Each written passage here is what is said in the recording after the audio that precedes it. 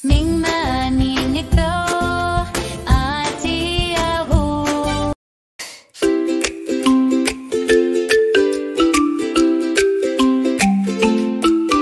Si Momba ang Gino, may jacket na astig at si Nico ang tuta. Kasama sa liglig, nasa Sardinia na sila. Saan ang buhangin ay puti, handang mag-explore sa ilalim ng init ng araw. Mula sa mga beach hanggang sa mga sinaunang bato, gagawin ni Momba at ni Nico ang lahat para masaya. Mula sa mga talampas hanggang sa malinaw na dagat, sa Sardinia sila'y tunay na masaya.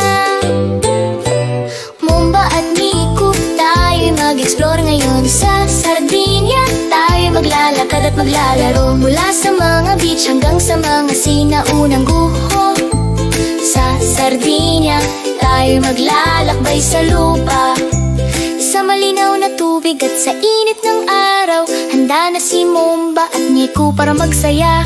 Mula sa mga bato na nuragit hanggang sa simoy na hangin, sa bibayin sa Sardinia, sila'y magagawa ang gusto nila.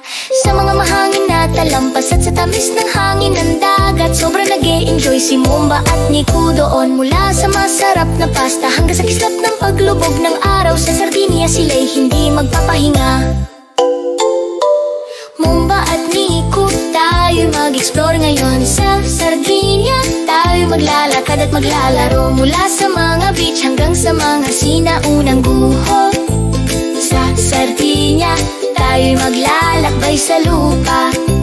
Mula sa malinaw na tubig hanggang sa mga sinaunang lugar, matutuklasan ni Momba at ni Nico ang mga bagong kaligayahan. Sa Sardinia, sa presko at mainit na hangin, palaging nandoon si Momba at ni Nico. Si Momba at ni Nico nagkakaroon ng kalayaan sa Sardinia, sa tabi ng magandang dagat. Mula sa mga gintong buhangin hanggang sa mapayapang gabi, ang kanilang adventure sa Sardinia ay tunay na kasiyahan. Tulad na ang i-share, mag-subscribe, sumama sa amin, Momba at Nico, laging sa plus! Wow!